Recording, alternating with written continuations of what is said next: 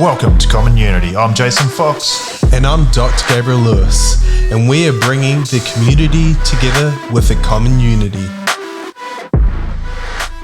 Oh, well, get into it. Yeah, excellent. We're recording. So this gentleman I met, I think, after a Chamber of Commerce. I met him at a Chamber of Commerce event, possibly coming up 12 months ago. And we ended up having a coffee and a bit of a discussion. And I went, here's someone who actually knows a thing or two about business. And I think he probably thought the same. He said, this guy almost seems like he knows a thing or two about coaching, which I don't. As it turns out, we got talking again recently and he's moved in next door to me office and we're good mates now. And yeah, I'm really excited about hearing his story and sharing it with you because he's been through a bit of stuff and he's got a cool story to tell. So welcome, Robin, to Common Unity. You're welcome. Thank you, guys. It's great to be here. And on to you. I've been wondering when I was going to get this invite, and now I know. I was probably the only one who said yes to the 0 beers. It's been a tough month to get people on while Jason's sober. It's great to be here, really. Thank you. Yeah. So Robin, you can probably tell from his accent, is not a Kiwi. He's flown across from South Africa. So I suppose the journey starts there at a young age. Tell us a little bit about where it all began. Yeah, it goes back many moons. I guess for me it really kind of started as a young boy, just knowing my parents got divorced when I was about 10, and that was sort of my first realization of what life could be like with money and without money. Because when my parents were together, it was quite comfortable, and then suddenly overnight there was nothing. And so I got to understand a little bit about the haves and the have-nots. And then from there, I kind of ended up at a quite an elite all-boys school. And that was a real baptism of fire of the haves and the have-nots, right? And I was unfortunately the have-nots. But it was a big moment for me to see what these other boys were like that were arriving at school in limos and things like that, And in a big way, that actually drove me for what was going to transpire for the rest of my life. Amazing. Yeah. It's a pivotal age, that age range from going into that kind of 12, 13, where you can really make a big difference in psyche and young males specifically environment, and it really can have a huge outcome on their life. Like I know some kids or adults now that have made some really poor decisions at the age of 13, 14 that they kind of let follow through and it's really affected them. Or I've seen the opposite as well. Didn't really kind of come from much or didn't have very great opportunities, but they really kind of actually, I've got an equal opportunity here. I've got a position and kind of move forward. And it's just really with regards to mindset as well. Yeah. Yeah, you often see that this stops with my generation kind of mentality. Yeah. I'm going to grind it out and make sure that my kids don't grow up like this. Yeah, I think it is really about that crossroads, and I could have gone down that way, and I could have gone down that way, and I've very clearly made the decision for myself that I wanted to drive into. First of all, I wanted to have my own business. I felt that was really important for me, and then secondly was to make that into something really successful. And I never lost sight of that drive and that dream. Excellent. So what did you kind of do throughout schooling to kind of help keep you on that trajectory?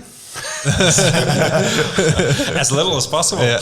A lot of the decisions that I made at school was already looking back, and it's always great to be able to connect the dots looking back, right? And even in those early years, I was already making decisions for what I wanted for my life after school. And so accounting was one of the subjects that I took. I was terrible at accounting, and if there was one thing I learned was I was not going to be an accountant. But it was good grounding for what I was going to need to understand in business down the line. Yeah. So, and then you went right through, finished school. Did you go to university or? I went to Polytech for a very brief spell, and then I got kicked out because of my attendance. And to be fair, I was putting myself through it. I was paying for my own fees, and I was working 3 jobs while trying to study as well. It just got too much, and so the easy thing to let go was the classes. And then I didn't realize you actually had to attend to stay there.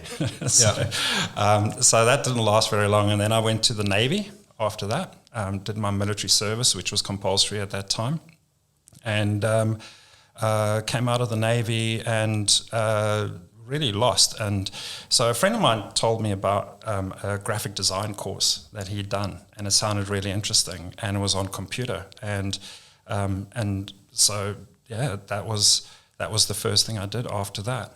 It's actually still the only real qualification that I have is graphic design, although I never actually used it. Far more qualified than me by the sounds.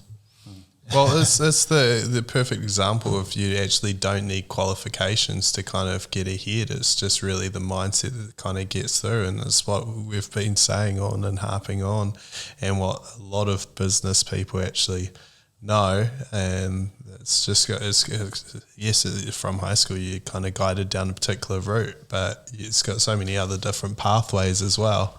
Yeah, excellent. So you're working 3 jobs, and from there, at some point you went self-employed, and I know you had quite an impressive company. So tell us the steps that got you into there. Yeah, so with the graphic design, the course was done on Apple computers, and when I got my first employment after that graphic design course, it was on Apple computer as well, and I just sort of grew to love Apple computers. What was interesting for me and led me down the path to where I got to in my business is where my employment was quite a long way away. It was quite an isolated city, and there weren't a lot of Apple Macs there. So I actually had to figure out how to fix my own problems because there was nobody to help me. And so the more I was doing that, and the more people were asking me questions and asking me to help them, the more I realized that I was actually enjoying figuring out how the computer works more than the actual work on the computer. Okay. And then someone heard about it, and then they shoulder tapped me to come and join the technical team. And I worked in the technical team and got really skilled in that, and then got to a point where I thought, I could actually do this, and I can do this better on my own than what the company is doing. So that was my first jump into self-employment. That was with a partner. We were 50-50 partners. And one of my first really valuable lessons was how important aligned values are in partnerships in business, in life, but also in business. And we had a misalignment there. And so it didn't last very long. It was successful, but it didn't last very long, and I knew I couldn't stay in that relationship. So I went back to being employed, working for the man, and then got to another point where I thought, okay, I've done the IT thing now, time to change. So I got the license to import beer. I figured, hey, if there's one thing I know better than computers, it's got to be beer, right? What a guy. What a guy. I know a lot of South Africans, they all love beer. People love their beer. And that was actually the problem. So that business was a complete stellar failure because I had underestimated how brand loyal people were at the time. It was before the whole explosion of craft beers and things. And so people had their brands and they stuck with their brands, and that was it. I don't know if it was the same over here. I absolutely. I had a mate when I was like 20 who had Willie the Waiter tattooed on him and stuff like that. And who drinks Waikato these days? He still will. It's tattooed on him, I'm sure. But yeah, I've tried Waikato. been there, done that. Yeah, you do it once. Yeah, and by that point I'd met my wife. She's Kiwi. That's how I ended up here in New Zealand. She's from Tauranga actually, and we got married. She was 6 months pregnant, and I'd put everything that we had, all our money, into this beer business, which was not going very well. So that lasted 6 months, and I had to pull the plug on it. And coincidentally, my wife was 6 months pregnant as well. So there's a blessing, right? there's a first lesson. Don't start a business if your wife is pregnant. Yeah. Wait till the baby's born. Yeah, and then I got into the business that became the big success. And I don't know if it was bravado or just ignorance, but failure was not an option. Yeah. Right. That was off the table. It wasn't even a consideration that this wasn't going to work. It's not going to happen. This is going to work and nothing else. And nothing else. Perfect. So that led me to a company called DigiCape, which became a bit of a monster. 6 branches across 3 cities. It was Apple computers, retail and business-to-business solutions, and over 100 staff. Wow. And a lot of lessons learned. So that business actually started with $500. That was literally the last money I had. I didn't have another cent. I spent that $500 by like 10 o'clock that first morning on day one of the business. So by lunchtime, I had absolutely not 1 cent to my name. Was it the Apple way? Like you started it out of your garage? It was kind of like that. Actually, it was in the back of somebody else's warehouse, a little room in the back of a warehouse. And I managed to convince a mate of mine to come and join me. And between the two of us, we scrounged the $500. And that $500 was the only money that was ever put into that business, ever. Wow. That's rare. Yeah. So what were the steps that kind of happened from there? Were you selling products or? So we started off just doing desktop support. Yeah. That's what we spent the money on, was to buy a hard drive and some tools so we could open them up, fix them, put them back together, a hard drive so we could back up the machines before we reinstall the systems and things like that. And that went on for probably about 8 months. And then one of the clients that we were working with said, "Look, I need to buy a new Apple computer. Can you get one for me?" I was like, "Well, I hadn't thought about it, but I'll make a call and see." And I sold it first. I managed to get an account, get the kit, sell it on to the client, and I realized, that the margin that I made on selling that was the equivalent of like 3 days' work for me, if 3 days billing. Oh, wow. On one machine, and my mind flipped, right? Immediately I switched on to the fact that where we were before, we were selling time. Yeah. And time is limited. Yeah. Whereas if you're selling widgets or products or something, that you can increase the numbers on, that the possibilities are endless. Yeah. So how did you get your first client? Yeah, so luckily for us, with the type of work we did, and at that point, it was before Steve Jobs came back to Apple, so it was very much a niche product. It was an underground brand, and through that, you're probably aware of the loyal support that Apple gets from Apple customers, yes. and that also translated into the services that we offered. And so when our past clients heard that we'd gone off on our own, they found us. So we had a loyal following, a launch pad to start with, which allowed us to then take a salary that first month. Oh, wow. And you didn't have any restriction of trade or anything like that with regards to? There was. Yeah. But, so we got the inevitable lawyers later. Yeah. Just cease and desist. But we decided to fight it. And as soon as we pushed back, we went and saw a solicitor, and he drafted a letter in response, and that just put the whole thing to bed. Yeah. So they did try that, but it's very hard to enforce, right? Yeah. Well, you don't technically. This is the thing. You can't really buy clients. When you're buying it, and then there's the other thing. You can't actually stop somebody from earning a trade as well. So it's that real interesting grey area in line. But yeah, I understand. Yeah, they have to be really niche, don't they? Especially in New Zealand, law's probably a little bit different over there. But if you sell in Bay of Plenty or say Tauranga, they could say, right, you can't sell in Tauranga for 6-12 months.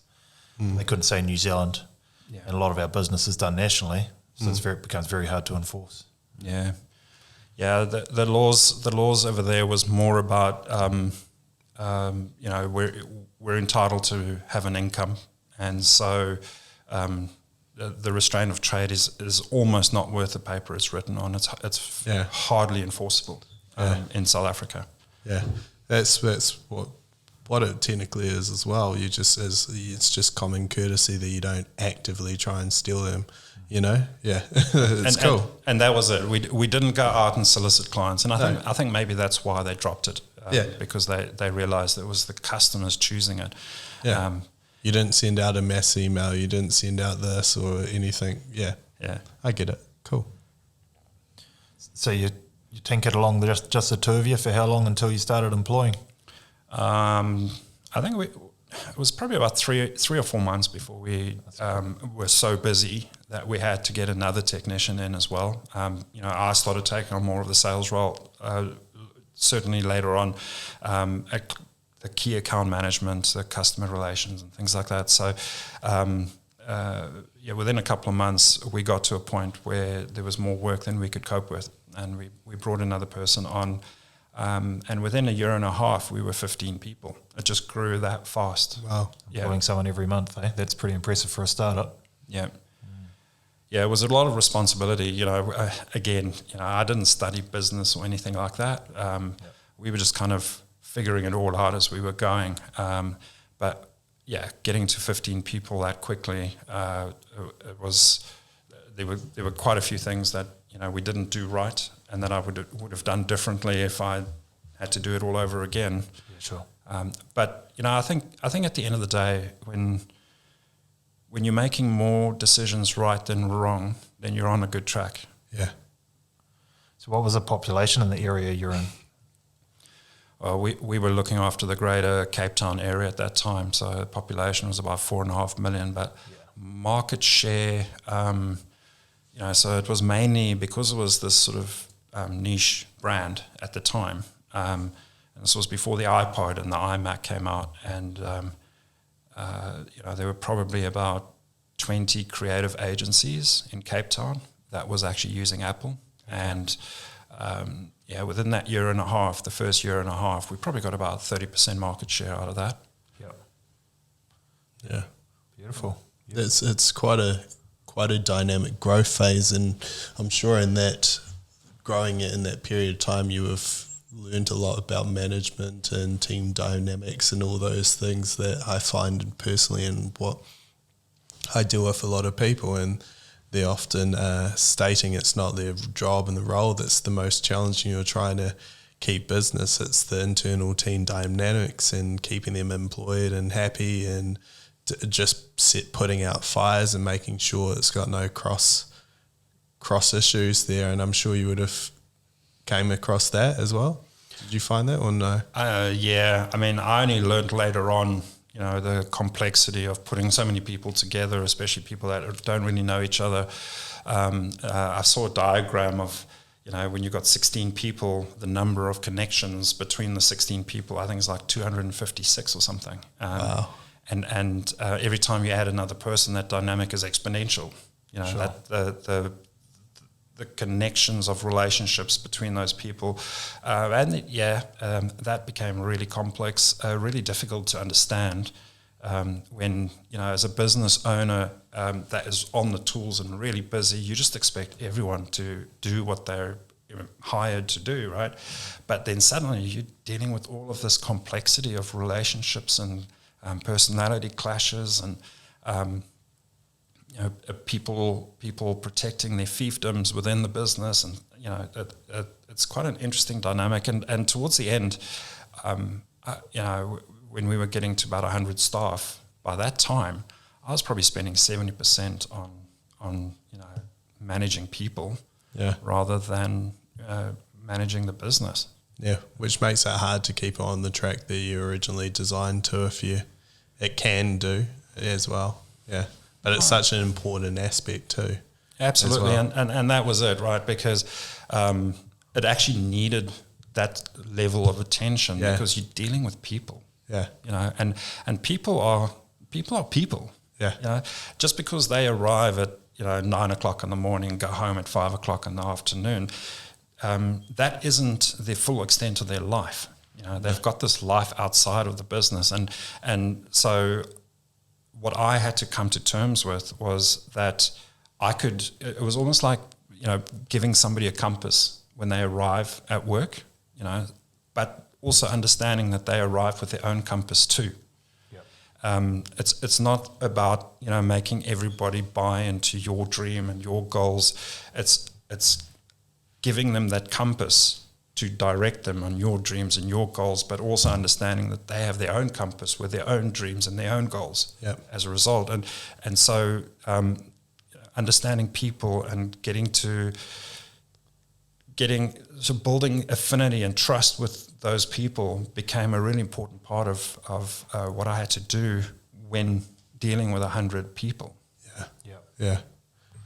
So obviously in all that, you had some really cool systems and different things you'd changed in the business to make it quite profitable around time and stuff. Because I remember we were talking and you're saying you're looking at your staff, but there was traffic and stuff that, they'd go to one job, but the most you could get out of them was 4 hours of billables. What are some of the systems and procedures you put in there to really benefit your team, but also benefit your business? Yeah.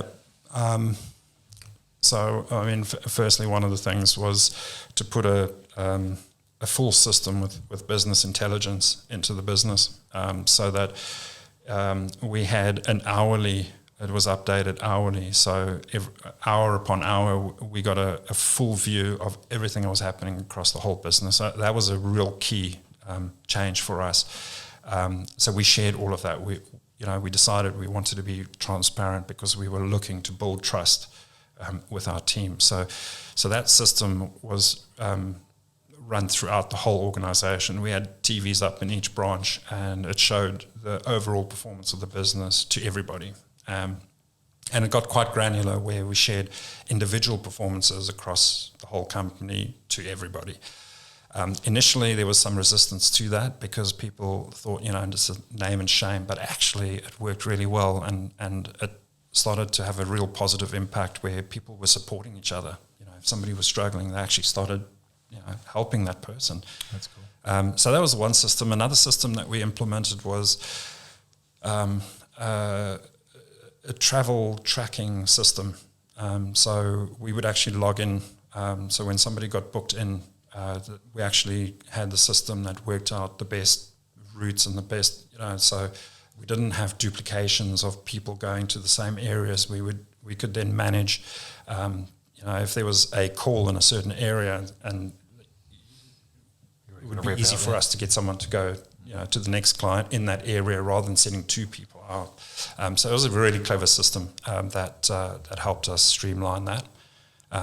And of course, we also worked with Apple. So there were some key systems that they brought into the business for us as well that streamlined, especially around repairs in the workshop. Yeah. One that you brought up to me, which I thought was really interesting because it's a rare one, you said you started buying your staff lunch. Oh, yes.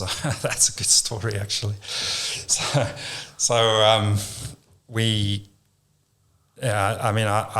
I used to get to work, on a Friday, and from about 9 o'clock in the morning, they would start talking about, what are we going to do for lunch? What are we going to do for lunch?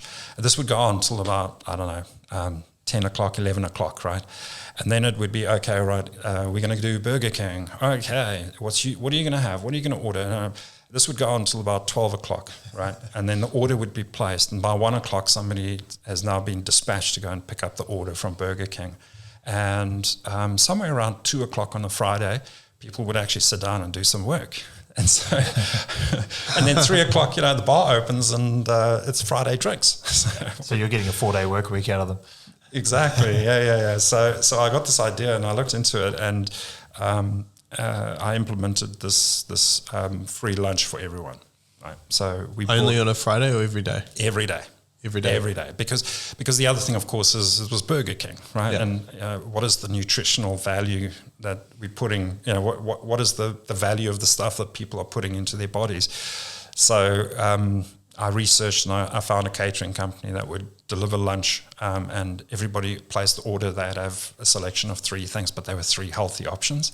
Yeah. And we'd have that delivered. Productivity went through the roof. People were happy. People that sometimes, they couldn't afford to buy lunch, they were given that lunch, so they were actually getting nourishment where otherwise they would have starved. Until they got home. Until they got home. Dinner. Yeah. Productivity would go through the roof, and it's also building that trust, that belief system, and actually going more on that, aligning that compass towards the same direction too. Yeah, it's awesome. It's quite a perk, because if you look at in New Zealand and you earn $1,000 a week, which is probably close to the average income now, and you eat out for your lunch every day, you probably spend close to $20. It's $100 a week gone. It's a tenth of your wage. So to have that perk of lunch, not having to think about it, but then you gain it back selfishly as a business out of productivity, it's win-win for everyone. Yeah. And of course, our retention went through the roof as well. Yeah. People were happy. Well, it's a hard thing and it's an expensive thing, is going through the process of hiring. Like it's not only a time, it is expensive, because you've got to retrain the person, rehire them. So if they're the right person and you can retain them, it's just a no-brainer, and it's just through different things. So it might be like the little outlay of that lunch, but realistically, they're actually working harder, they're happier, not having to rehire staff. It's a very win-win by actually not even considering worrying about that little outlay there and trying to save the cents, but you're making the dollars. You know what I mean? It's clever. Yeah, I mean, we were kind of working on an estimated calculation of our investment into a new staff member is probably somewhere around 500 hours.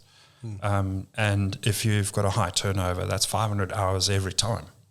So you put in the 500 hours and you keep them, win-win. Yeah. It's huge. It's huge. Whereas I know the training process, nobody enjoys training other people to do the role. It's hard, it's time consuming. Then even the energy expenditure as well. They feel like they need a break, time off. It's nice that you had it clocked down to 500 hours, I'd say. It'd probably be much the same as well for us as well. So which is almost 3 months, isn't it? It's quite a lot of work. Yeah. If you've got a number of staff and you turn them over all the time.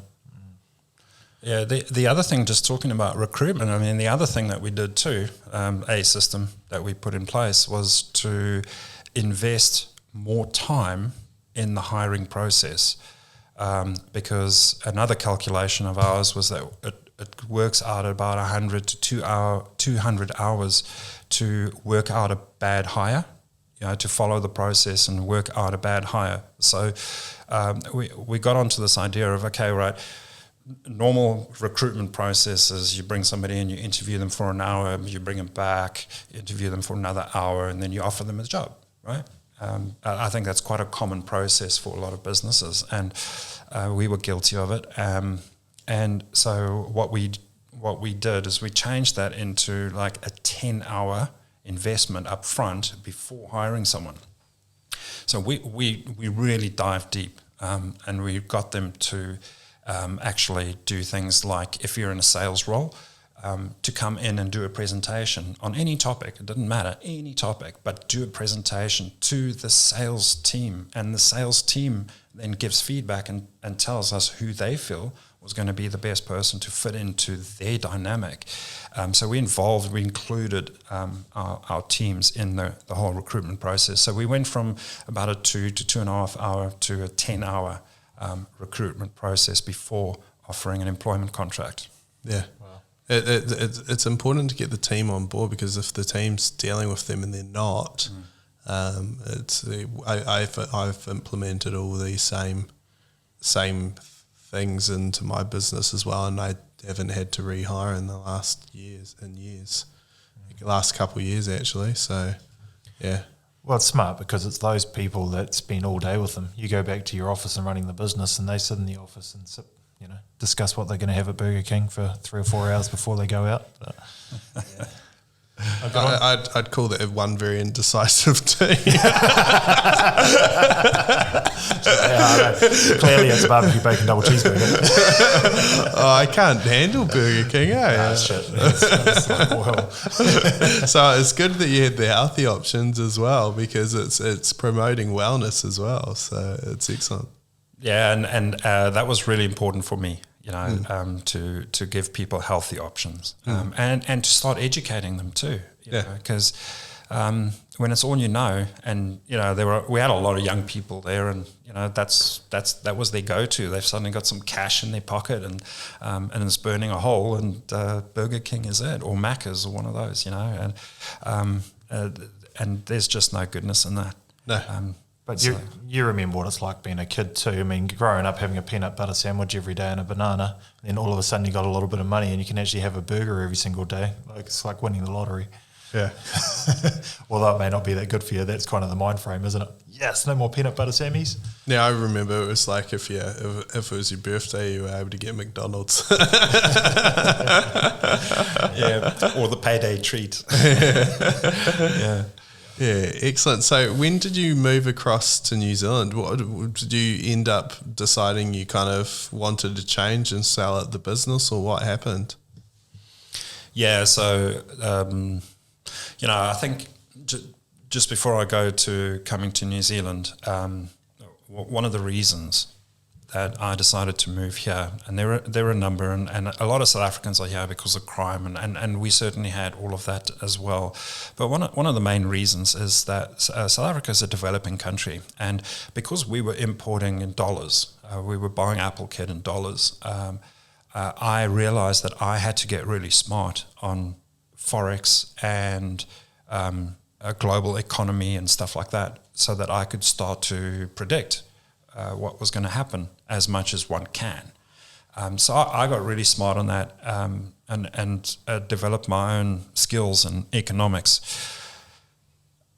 And the one day I sat down and I did an evaluation of where I was at, what was happening in the business, what was happening in the country, what was happening with the South African rand.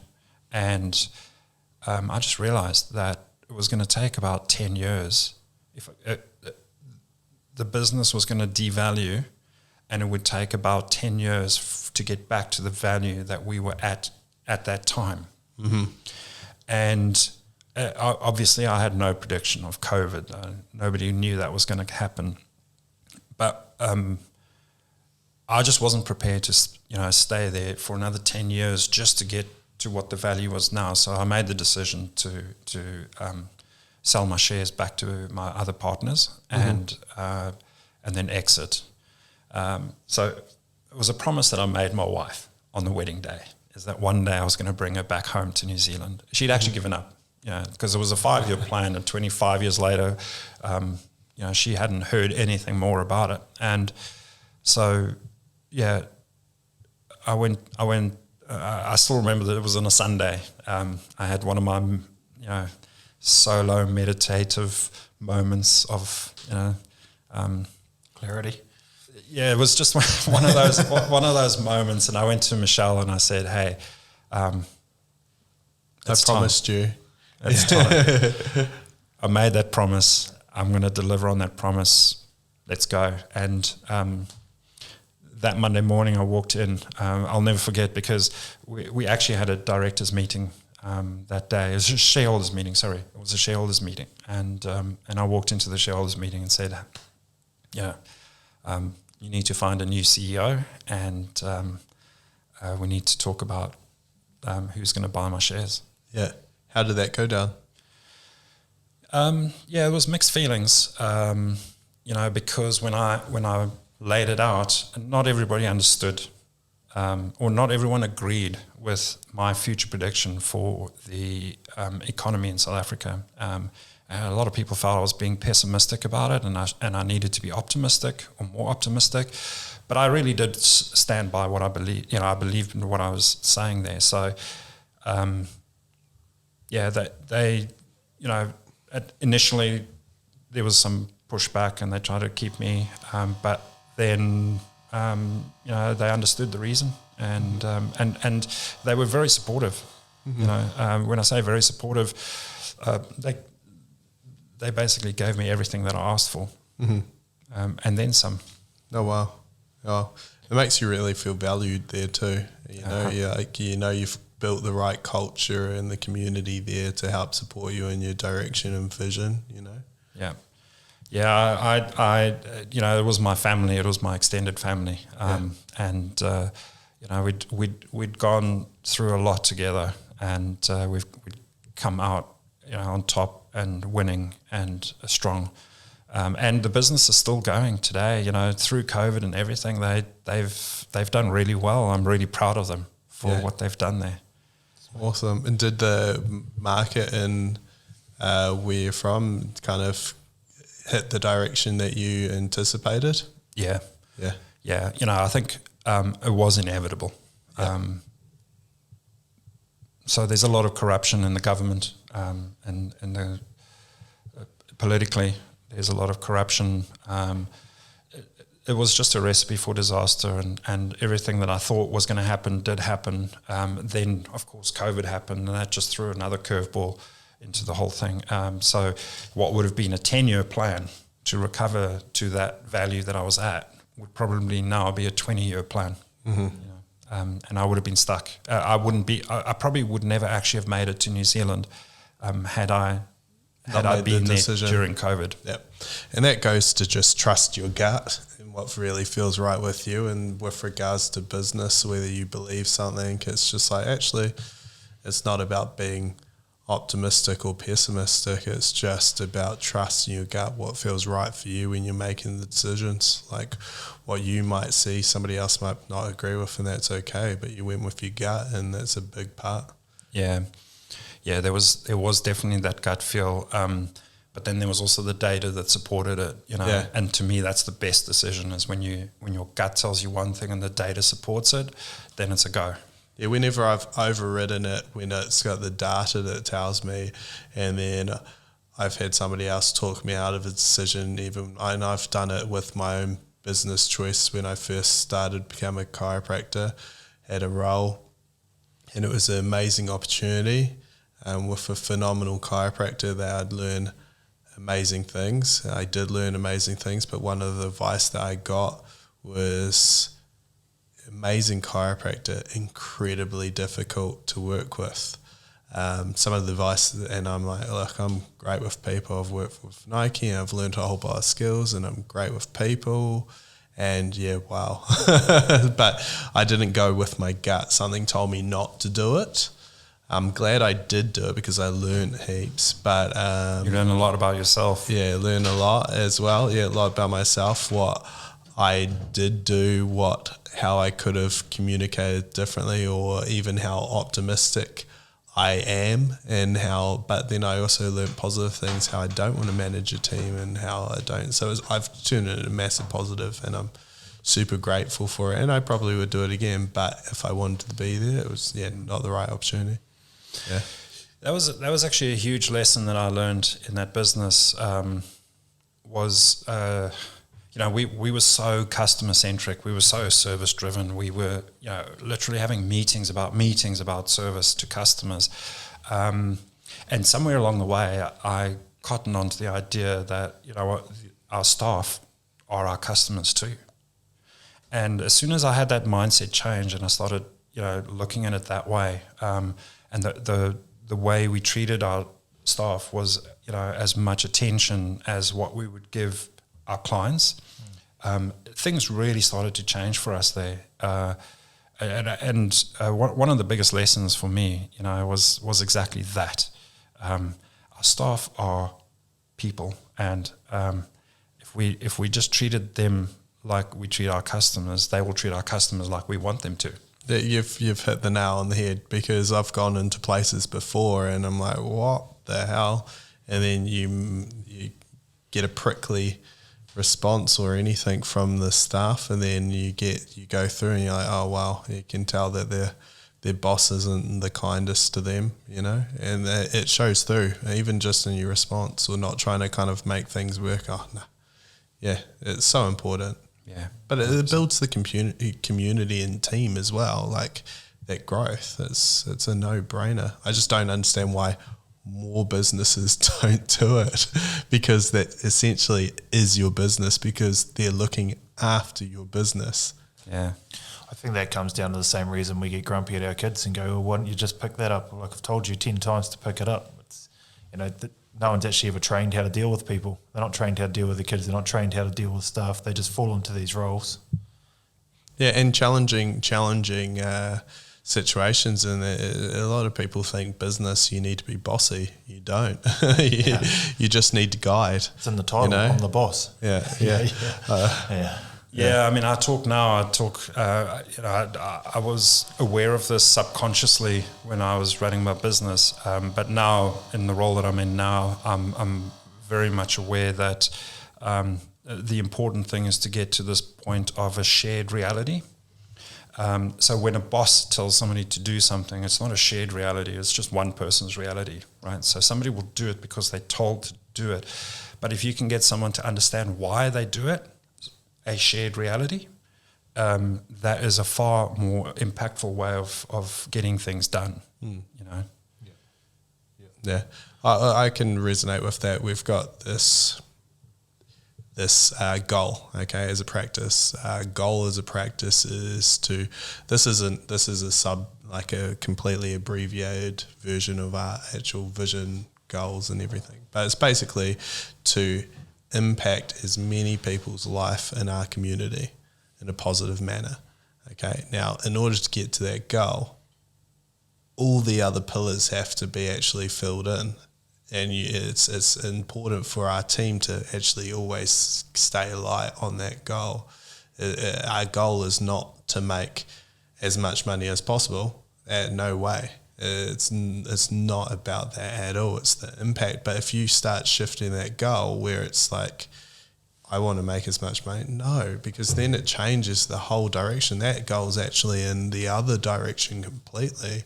And it's those little things where you get that, wow, the difference you made in that person's life. And it's not just me, it's my team. But it's because we've got that one vision, direction. I resonate a lot with what you're saying. Yeah. My profit in a business should only be a result, not a goal. It should be the outcome of doing the right things and doing it right for the right reasons. Yeah. Then you get profit. Yeah. But the profit is nothing more than a scorecard. Yeah. It's everything else that you do to get that. That's where you focus. Yeah. That's right. Yeah.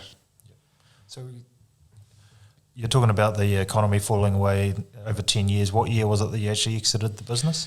So that was I left the business in November 2018. So almost just gone 4 years. Yeah. Yeah. Okay. And straight away you're on the plane across the NZ? Yeah. From that Sunday when I went to see Michelle, it took us 6 months to pack up and leave, sell the house, get everything ready and wrapped up. 6 months later, we were over here. And what age was your daughter at this stage? Your child, sorry. Two boys. At that time, Tristan would have been 19 and Zane was 16. Oh, wow. So a lot of time has gone through with the businesses and everything. So you built them to a really solid base. Yeah. So I started the business in June of 99. Wow. And exited that in November 18. So a good couple of years. Yeah, I remember when the Apple iPod came out, and it would have been in early high school, and it was like, whoa, huge deal. So it would have been all around that time when Apple products were just booming and hot. I had a first gen iPod. That thing was bulletproof. Yeah, well, mate, if you kept hold of that, it'd be worth a lot of money now. And you know what I mean? I've got to acknowledge that we were in the right place at the right time. We were lucky, but we put ourselves in that position to get lucky. People. It's not just random. No, and people were saying, don't do Apple. Apple's dead. There's no future in Apple. And I just couldn't get past the affinity that I had for the brand. And when the iPod came out, we were the new kids on the block. So we were just lapping everything up. other resellers, the Apple resellers, they were like, oh, that's just a gadget, it's just a toy, we're not interested in that. And we were like, no, you know what, this opens up a whole new avenue. Yeah. Well, everybody thought that BlackBerry was the things, and they're completely redundant. I don't think you could even buy one if you wanted to now. Well, when I was at Vodafone, that's the phone I was going around selling to everyone. Yeah, everybody wanted one. Literally, yeah. That was the business you can phone. get your emails on your phone. This is mind-boggling. It was such an incredible tool. It's quite a cool little tool. Yeah, my first phone, I was pretty late to the party, was one of those, you know, those Motorola 007 flip phones, the black sleek ones? That was my first phone. Yeah, but everybody, I never had a phone in high school, so everybody had the Alcatel Moo Cow one that you used to play snakes and ladders on, the tiny screen but the huge phone. I've never heard that before, but it does look a bit like a cow, actually. Oh, we always called them the cow phone because curvaceous. they had the black and white, and then it always had the black, and then, oh, you had a coloured one. It was pretty funny. Technology, it's come a long way. Yeah, it didn't move so fast. And I think that's probably something I loved about it, actually. Yeah. You know, no day was the same. There was always something new, something different, something's changed. And it kept me stimulated and motivated to keep playing the game. So would you say adaptable is a big part of your personality? Yes, I embrace change. Yeah. Yeah, I'm very much a change embracer. If I get bored easily, and if it's too much of the same, I'm out. You know, I need that constant change to be stimulated. Well, it's important, especially with regards to business, when people are going, oh, but I reckon the most dangerous word in business, it's always been done this way. You're not adaptable enough. It is so dangerous. Even I was saying to a client that big, huge company, and she was like, I was making positive changes and it was really great. But then anytime something slightly didn't go to plan, it was point and blame when you're potentially making a huge change that could be highly successful. But it's having the opportunity to actually be allowed to make mistakes too. Yeah. That adaptability is so key, I reckon. Yeah. Yeah, and making mistakes is definitely part of that learning process. And I always say, you know, no pole vaulter broke a record on their first attempt. You know, you break a few poles and maybe a few bones along the way to achieving a world record height. Yeah, you know, on pole vaulting, and we're all the same. Businesses the same. You know, you learn by breaking a few poles, and you know, I think the important thing with that is ensuring that we allow people to make mistakes. Because acknowledging the learning process and the benefit, the long-term benefit that comes with allowing people to make mistakes in order to learn. Yeah. Obviously not repetitively. No, not the same mistake over and over. The same mistake over. That needs to be dealt with. That's just stupidity. But there's got to be a safety, sorry mate, there's got to be some safety around being able to make mistakes without, you know, this sword hanging over your head. Yeah, I agree. That's what I was going to say, because otherwise they'll want to hide the mistake. Yep. Whereas it's cool, you might have made that mistake, but how are you going to resolve it and learn from it so it doesn't happen again? Fail forward. Yeah. One of the best conversations you can have in business is, all right, that's happened. How do we prevent this from happening again? Yeah. And it's also an opportunity as a business to get your best clients. Because a lot of clients, you know, everyone will make a mistake at some point. If you cover it over and try and blame the client for it, no, it wasn't us, you'll lose the client. But if you go, hey, hand on heart, we made a mistake here, this is how we're going to resolve it, that experience for your client can be better than buying the product in the first part. They'll come time and time again. And I'm sure many people have got examples of this, maybe buying a car or something. Engine broke down, they didn't want to cover it under warranty, I'll never go there again. Oh, you wouldn't believe it, I go to somewhere else, they gave me a loan car, it was better than the car I'd actually brought. I had that for 2 weeks while they fixed it. That's the service I want every time, so you stay with that brand. You know, that's a lesson for people to learn and implement. Yeah, I had a mate back in South Africa, and he had an online business, very successful, huge business, selling kitchenware online, which is not a high ticket item, really. You know, it's spatulas and knives and things like that. But what he did in his business is he tested and measured everything. he had systems measuring everything there. And what they found is that the lifetime value of a customer that had a problem, which they resolved quickly by swapping it out, the lifetime retention was far greater with clients that had issues than clients that didn't. Okay. Oh, yeah. Because of the way that they dealt with it. Yeah, I can tell you now, we've had issues when if it's been handled beautifully, and my wife keeps buying back from there, and then other places it was handled incredibly poorly, and I've been waiting 6 months for my product, and I won't ever buy back again, It's just a simple sorry. It's not hard. Well, it costs a lot of money to bring on a new client, doesn't it? But it costs you very little to keep the ones you've got. Yeah. So just the little things to keep them there. Yeah. A lot cheaper than going and finding a whole lot of new ones and replacing them at the bottom or the top end. Yeah. You're speaking my language. Yeah. Well, we can get into that. So what do you do now for a living, mate? You came to New Zealand? Yeah, so I arrived in New Zealand in 2019, and the one thing that I knew coming here was that I wanted to do something different. It's a new city, new country, new career opportunity, and so I wanted to reboot everything, and so kind of not knowing anyone, having zero network, it was quite hard to try and find out what it is that I was going to do until I found. So back in South Africa, let me go back there first. So back in South Africa, the local government, it's like the Bay of Plenty Council, they were doing this initiative to develop local IT businesses and promoting startups. And they asked for experienced entrepreneurs to mentor these startup IT businesses because they were trying to create like the Silicon Valley of Africa. And so I put my hand up for it and started working with these young entrepreneurs. And it was incredible. I mean, forget about what I was teaching them. What they taught me was amazing, absolutely amazing. I got so much value from it. And so when I came here, I was like, oh, how can I, what can I do? And then I remembered how good that mentoring was. So I started researching business coaching. And then I came across Action Coach.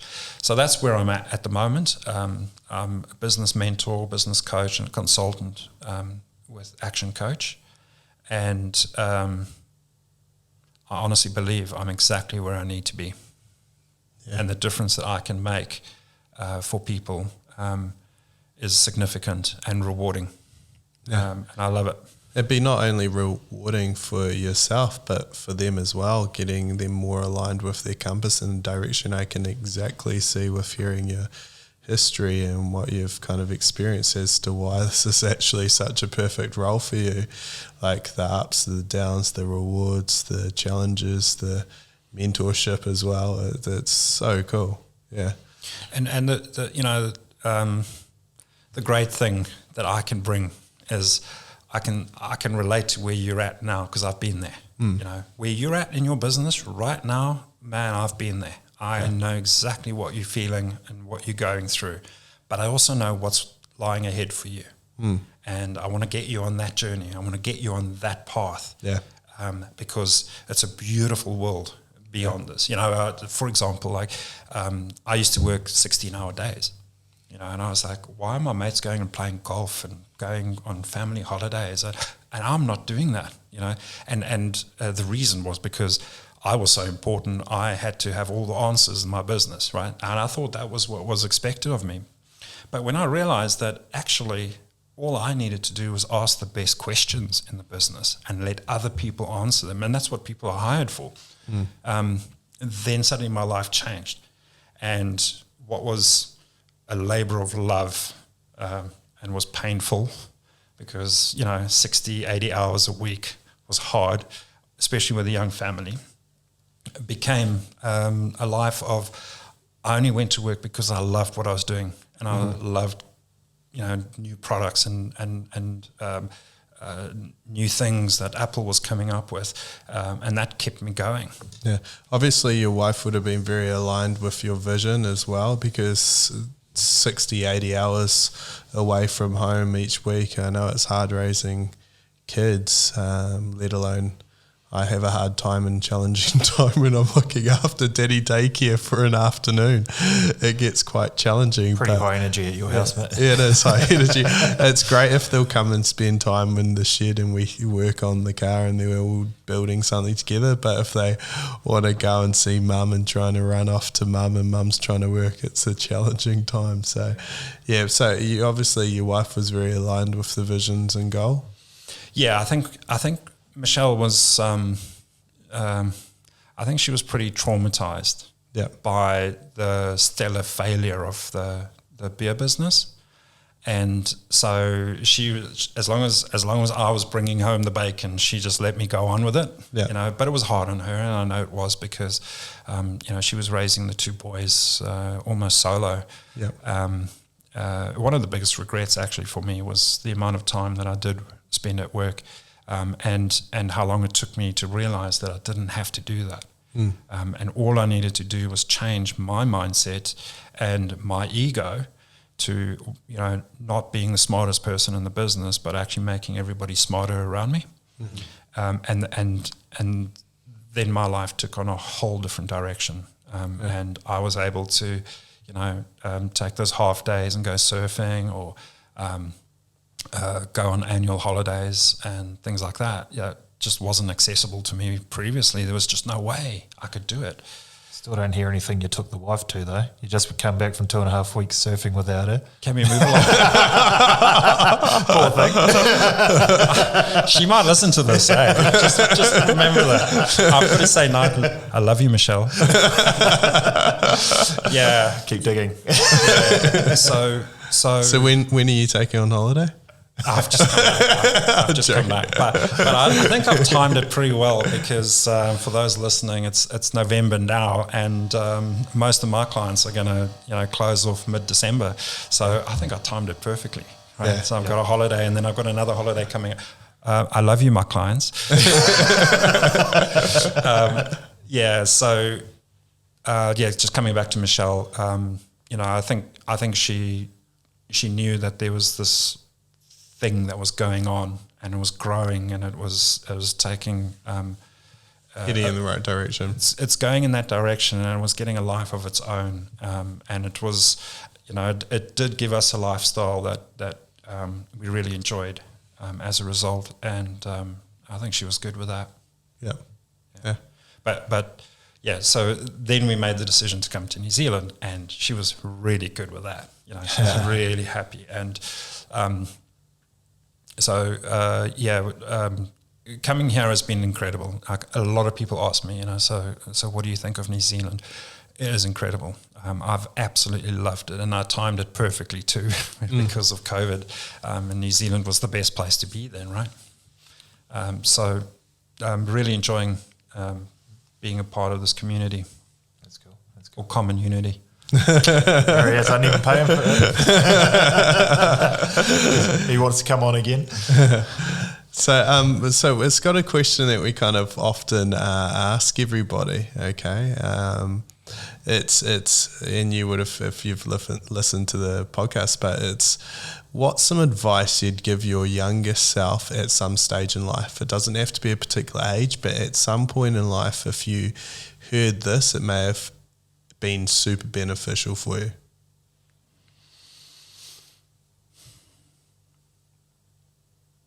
I think the message for my younger self would be to dream big. I think a lot of us, it's generalizing, but a lot of people have forgotten or haven't allowed themselves to dream big. And so what ends up happening is that our goal is to pay the bills at the end of the month, and if that's your goal, that's all you're going to get.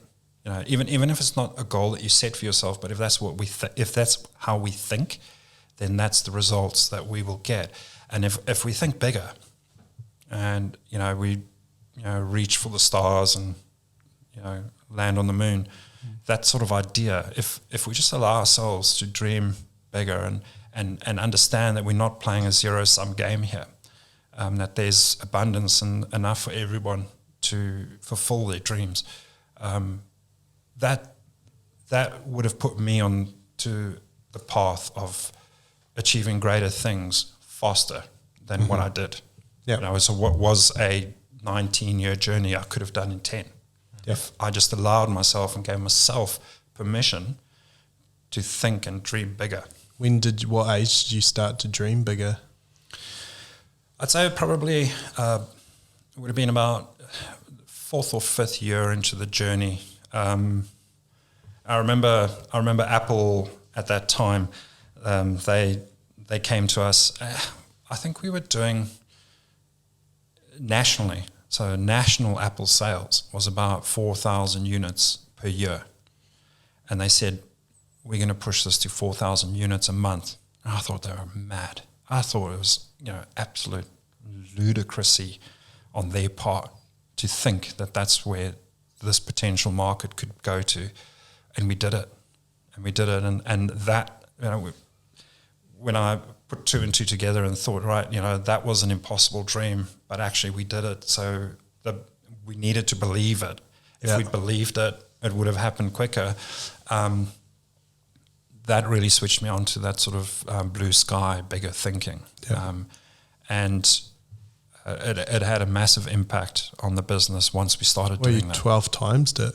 Yeah. That's ridiculous. Yeah. Yeah, that's amazing.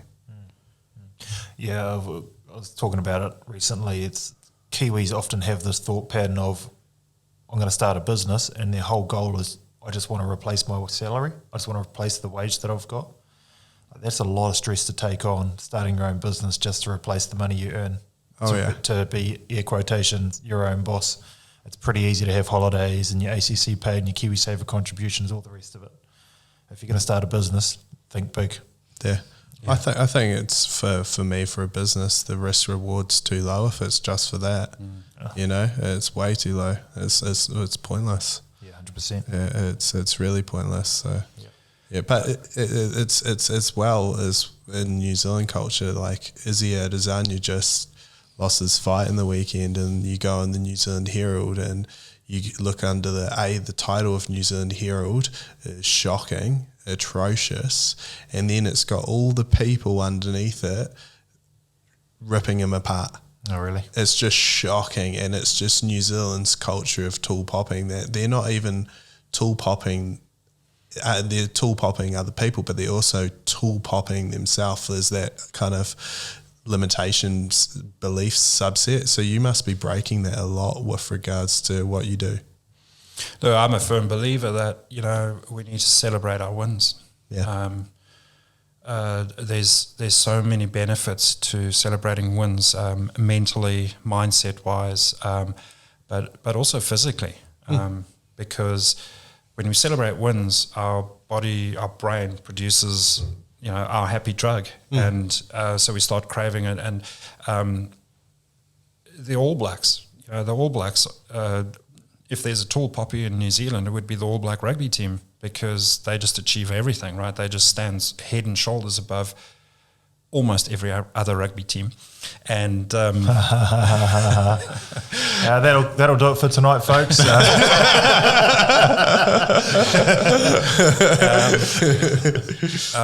But nobody calls out the All Blacks for winning again and again,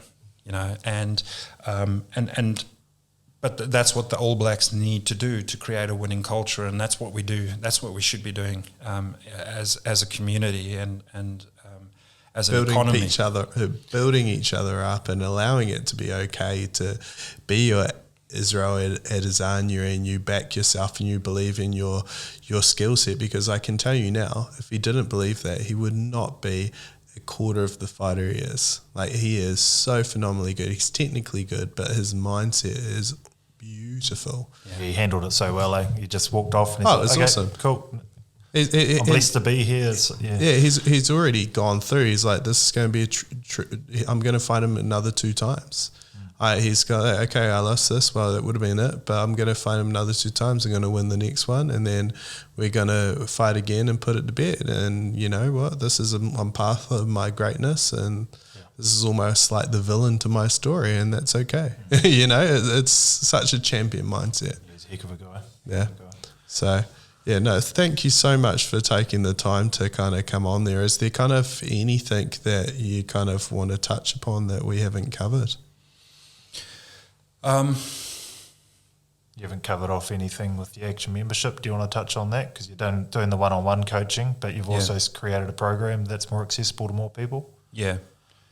Yeah, I mean, I'd love to just give a mention to that because, and I'll attribute a lot of my success to this program that I was a part of in South Africa, and very similar to the program that I've now introduced here in New Zealand, and it's called Action Membership, and it's really about creating a community of business, like-minded business owners that are there to support each other, teach each other from their own experience.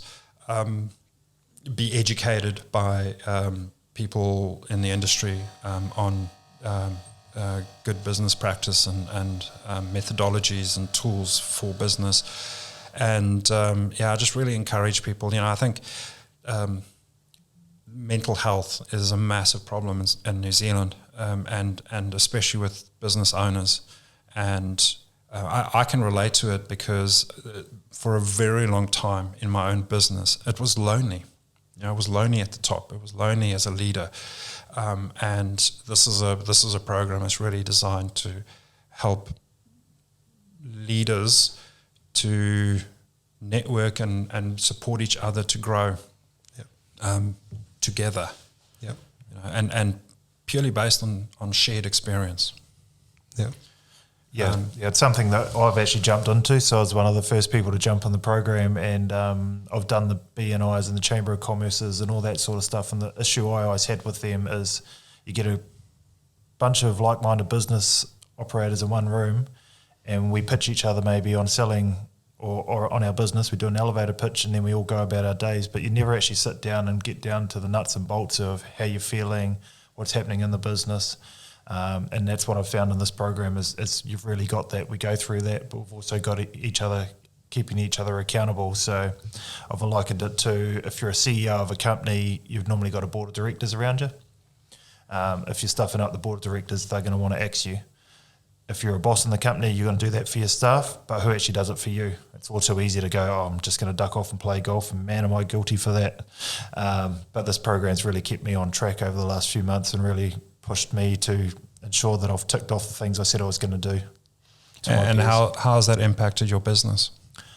Well, I mean, look at Profitable Pathways, which we'll do a podcast on shortly. That was a pipe dream that popped up 2 months ago, and it's ready to go live.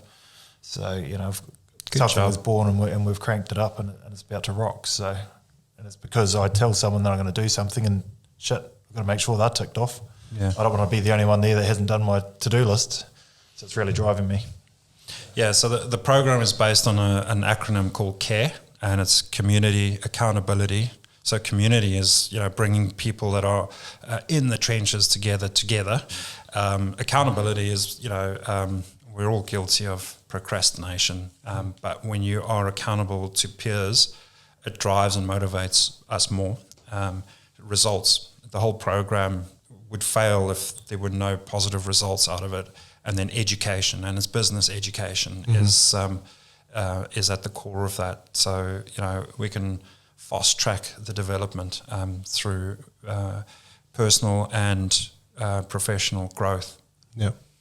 Yeah, beautiful. No, it's exciting. Well, we'll put links and stuff down the bottom on how you can find Robin and his programs and his websites and everything that's relevant. And we'd like to thank you for coming on. I had to knock on the door next door to me and say, hey, mate, what are you doing at 6:30 tonight? You're coming through? And he pulled through. What a doer.